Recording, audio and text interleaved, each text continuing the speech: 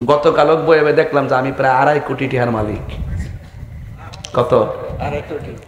2.5 কোটি বলতে আমি বলছিলাম আমি দেখছি প্রায় 2.5 কোটি টাকার মালিক। গতকাল হিসাব করছি, বুঝতে ইত্যা কিডনির দাম ধরছি, বাল্বের দাম ধরছি, চোখের দাম ধরছি, পরে যত পার্স আছে বাবা সব পার্সের দাম ধরে দেখলাম যে প্রায় 2.5 কোটি টাকা।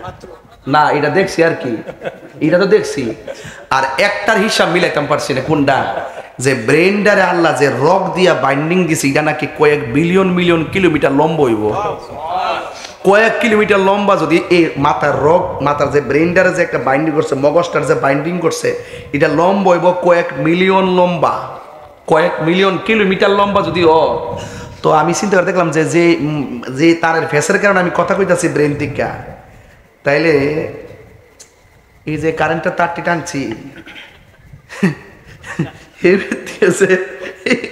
টানছি এরপরে একটা বাতিটা জ্বলছে, তারের দাম আছে না, এই তারের দাম যে কত লইব আমি মিলাইতাম বাজান পারছি না।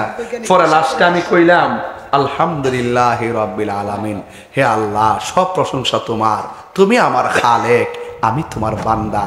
ও আল্লাহ তোমার শুকরিয়া আদায় করে শেষ করতে পারতাম না। আল্লাহ তুমি আমরা কত দামি বানাইছো, কথা কোন ঠিক না বেটি? আপনার তো মনে হচ্ছে আমার ব্যাংকের টেহা, ব্যাংকের টেহা হলে কালকে দুদুকে ঢুকবো। বাজার আমার টেহা পয়সা ওই নাম আছে ভালোই, কিন্তু এত অর্থ নাই। দেশে নাম আছে কিন্তু এত অর্থ আমার নাই। আল্লাহ যদ্দুরগু দিছে আলহামদুলিল্লাহ। সামনে যদি এমপি হইতাম পারি তইলে কিছু যদি আমিন কর না কি লাগে।